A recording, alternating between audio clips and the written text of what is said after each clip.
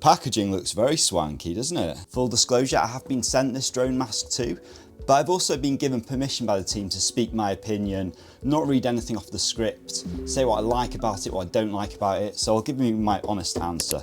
So here's the DroneMask in this nice little pouch. iPhone cable there, and USB-C to USB-C. All feels well put together. First impressions. I like this fabric. I think it gives it this kind of premium feel to it. You don't normally get with these types of VR headsets. And actually, you can access your phone here, so you can still touch the screen, which is quite unique. You've got this is where your phone goes in here. So it feels quite lightweight as well. It doesn't feel too heavy for the size, and you could put this inside your camera bag fairly easily, depending on how much stuff you've got in there already. Surprisingly easy to set up. You plug it in here on the right side, this cable. It does feel weird not having your phone there, to be fair, but this is where the phone here, and then it flips across here. Goggles here to amplify your vision. At Rudland Castle, going to test it out, get some shots. By the way, I've got a spotter here behind me, Dave. Just be aware, if you're flying with a mask on FPV, then you do have to have a spotter with you, it's most countries. So let's use these buttons here, and takeoff is a little bit tricky, and it's doable though. You put your finger through and set the drone off yourself.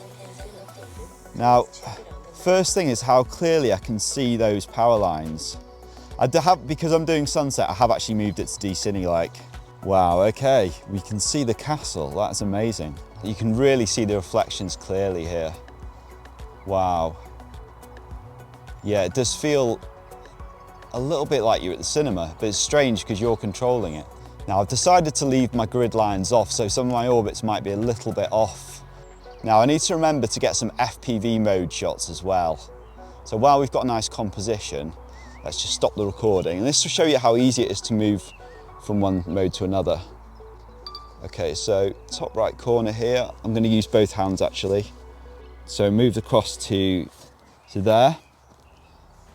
And now we're in FPV mode. So this is literally my first ever FPV flight, so we'll see how I do with it.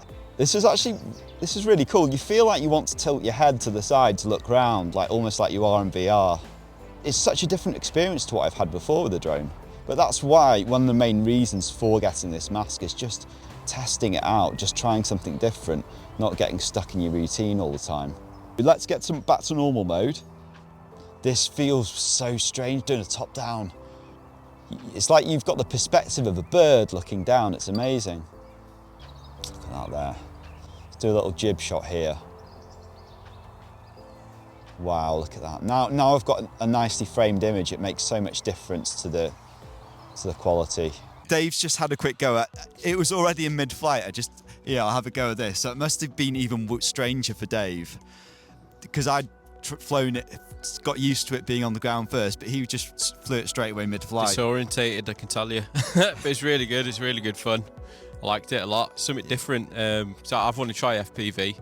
I do want to get a DJI Avatar, but this is a really good kit just to see what it's like. Yeah, exactly. I think that's what it's perfect for, is just baby steps, isn't it? Because imagine going from Mini 3 Pro straight away to an Avatar. It's going to be pretty crazy. Yeah. So you want to spend £1,000 on an Avatar and you don't like it, but this is ideal. Yeah. What I think as well is once you've got a good shot lined up, then it feels even more immersive, doesn't it? Like you actually start to feel not quite like you're in the cinema, but you're starting to feel I'm creating my own movie a little bit here. Yeah, just a different perspective. Just transitioning into a normal shot straight into an FPV. So you can do quite a lot of great ideas if you're creative with it. Yeah, and now you've tried this, because thanks to DroneMask for sending me one, are you tempted to get your own? I am definitely going to look at it, but if DroneMask want to send me one, then I'm happy. You'll get your own review off there. It's one of those things as well, like there's two ways of looking at it, because you could say, is it cheap or is it expensive? like, because you can get these phone holders that do it, but realistically then I don't think you're going to take it out with your drone, are you? No. It's not going to feel good doing it. I mean, I've had one sat on my shelf for ages and I'm not going to do it, but this is designed for drones, so it's comfortable as well. Yeah, and I love the little this design here, so you can get in just to tap the screen if you need to return to home or whatnot. Yeah, it's good. Like I said, the only slight thing was I found touching the top right corner, getting those 3 buttons. I got it, but it was a little bit of a fiddle. But I'm definitely thinking with more practice, I'd get used to it. And also, you don't really need to do that often. It's really if you're only going from FPV to normal mode. So I think what I would do in future would be 1 battery FPV, 1 battery normal mode.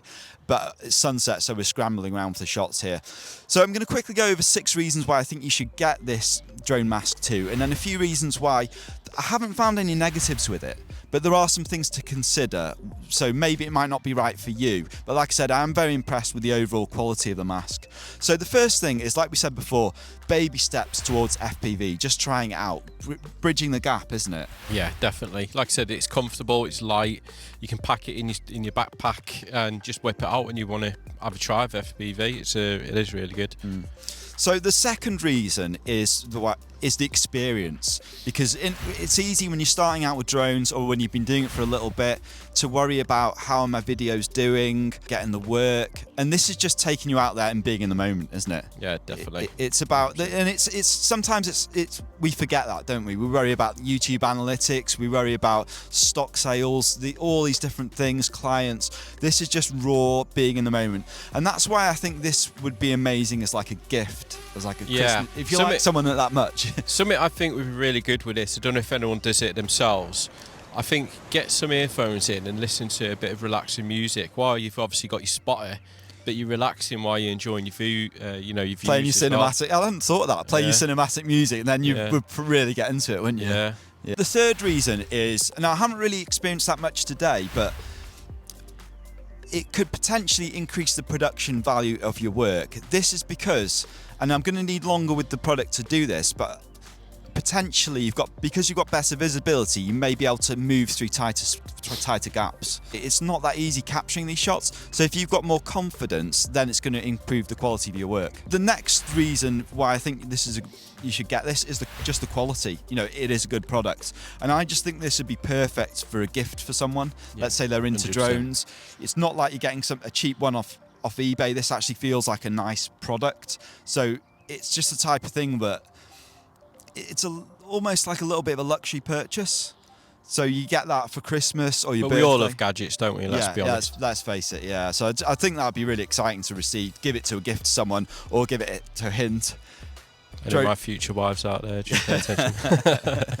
This is what Dave, if you want to win Dave's heart, this is what you get him. So the next reason is it's a lot lighter weight than having an avatar with you. Can fit in your camera bag. Obviously, if you're carrying loads of things, it is going to be a little bit harder, but as opposed to carrying an avatar with you, it's going to be much easier. Yeah, that's nothing. So the final reason is, and this is probably the largest one as well, is giving you confidence that, I talked about it a little bit before with production value, but if this saves you ever hitting a wire, then it's going to save you from, especially if you're on a trip somewhere away. Imagine you're on your first day, you're flying and you hit a wire, you can't contact Care Refresh and get your drone back in time. That is when this is going to be a real saver, isn't it? Yeah, as long as you get your bearings and orientation correct, but it's definitely something to take into consideration. I'll go over a few reasons, like they're not really negative problems with the mask, but there's just reasons why maybe it's not right for you right now, just things to consider. So firstly, I would say, in terms of priorities, if you haven't got things like ND filters or a good monitor, I would personally put those ahead of this.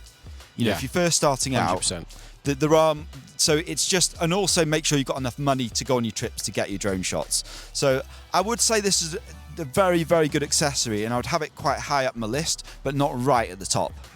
Yeah, I agree. Like Ian said, ND filters are crucial. Absolutely crucial. Enough SD cards, all these things. And extra batteries. Yeah, it is. The stuff you need most.